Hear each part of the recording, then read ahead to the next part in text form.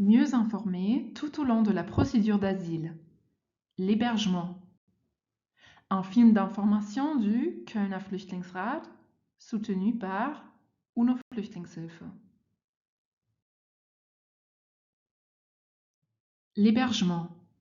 Comment est organisé l'hébergement des personnes qui ont déposé une demande d'asile?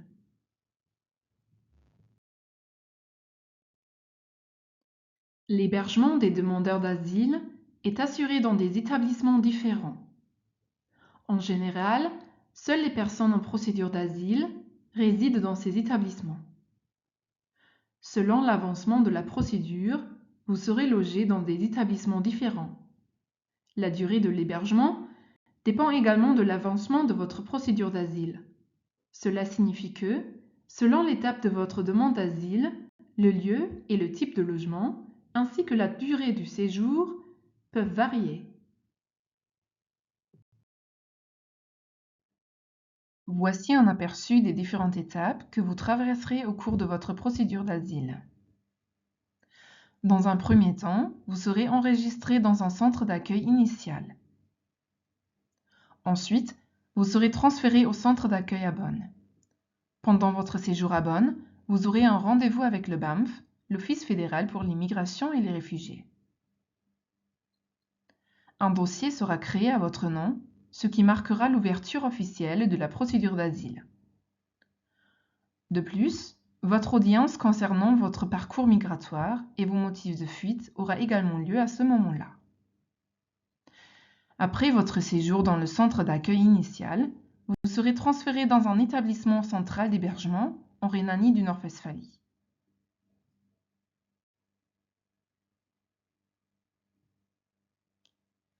À partir de là, vous serez affecté à une commune.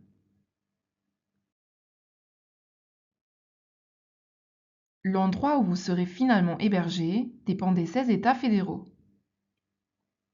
Si la Rhénanie du Nord-Westphalie, en vert sur cette image, est responsable de votre accueil, vous serez assigné à un lieu dans cet État. Dans certaines situations exceptionnelles, il est possible d'envisager un hébergement dans un autre État fédéral.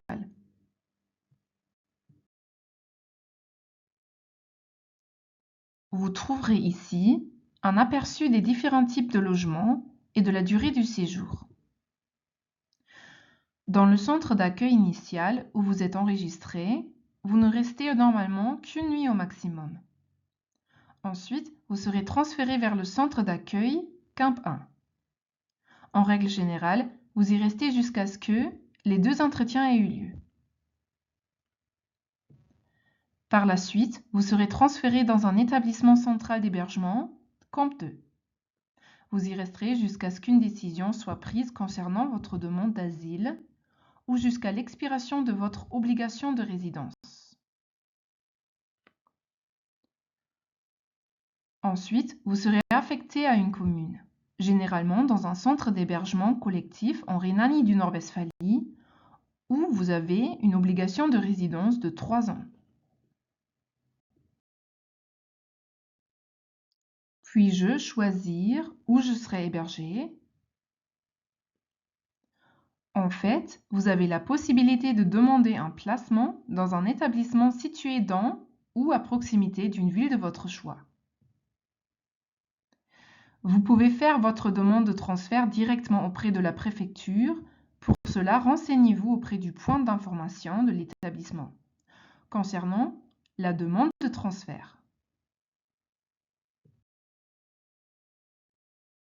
La demande de transfert vers l'endroit de votre choix a de meilleures chances d'être acceptée si votre conjoint, votre conjointe ou vos enfants mineurs y résident, d'autres personnes que vous connaissez y vivent ou vous avez des problèmes de santé.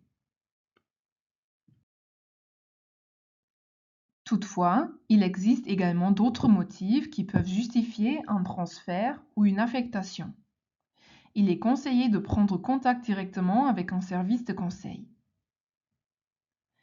À noter, vous n'avez pas de droit légal pour demander un transfert ou une affectation, sauf si votre conjoint, votre conjointe réside à l'endroit souhaité. La durée de l'hébergement dans les centres d'accueil. Premier et deuxième camp. Vous êtes tenu de vivre pendant une certaine période dans les centres d'accueil, ce qu'on appelle l'obligation de résidence. La durée de l'hébergement dépend des établissements régionaux. L'obligation de résidence prend généralement fin lorsque le BAMF a pris une décision concernant votre demande d'asile ou lorsque la durée maximale est atteinte. Pour les mineurs et leurs familles ou tuteurs, cette obligation se termine après 6 mois, ainsi que pour les personnes originaires des pays dits sûrs.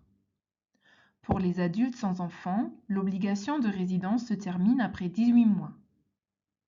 Si la demande d'asile est jugée manifestement infondée, cette obligation dure 1 an.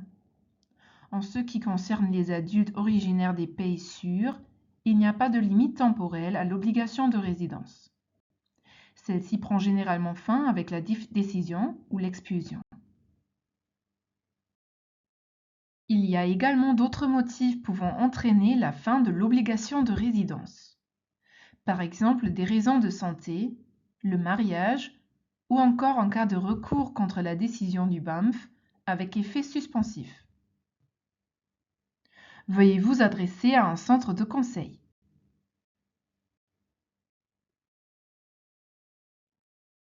Comment est déterminée la durée de l'obligation de résidence dans un établissement régional?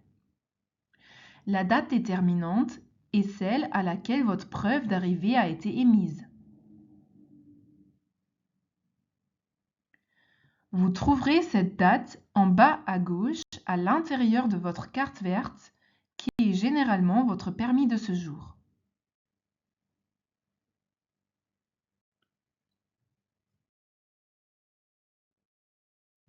Voici un aperçu des délais dans les établissements, également appelés COMP. Vous pouvez constater que la durée dépend de l'avancement de la procédure, de la présence d'enfants et du fait que vous veniez d'un pays d'origine sûr. Actuellement, les pays considérés comme sûrs incluent les États membres de l'UE, ainsi que l'Albanie, la Bosnie-Herzégovine, le Ghana, le Kosovo, la Macédoine, le Monténégro, le Sénégal et la Serbie.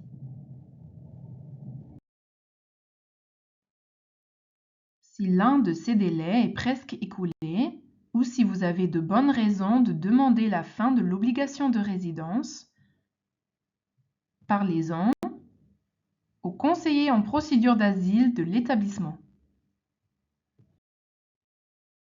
Le dernier logement dans votre procédure est le placement communal, qui est généralement un foyer collectif. Si vous avez des raisons particulières qui vous empêchent de vivre dans ce type d'hébergement, il est éventuellement possible d'obtenir un logement individuel. Cependant, une obligation de résidence s'applique. En règle générale, vous devez rester 3 ans à l'endroit où vous avez été affecté. Pour des raisons particulières, vous pouvez faire une demande pour lever cette obligation de résidence.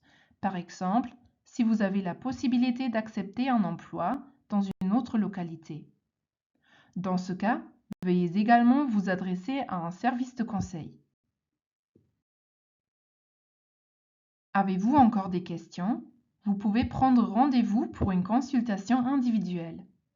Venez lors de nos heures de consultation ou contactez-nous par téléphone ou par email. Pendant les heures de consultation, nous prendrons en compte vos préoccupations et fixerons un rendez-vous avec vous. Vous trouverez notre numéro de téléphone ainsi que notre adresse email sur les affichages dans le bâtiment 1.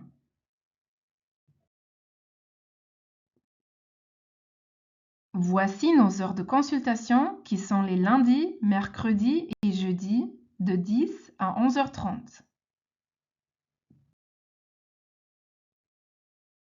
Vous nous trouverez dans le bâtiment 1.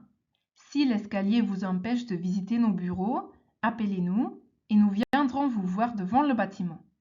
Vous pouvez également laisser vos coordonnées dans la boîte aux lettres. Nous nous réjouissons de vous rencontrer. Ce film d'information a été financé par UNO Flüchtlingshilfe.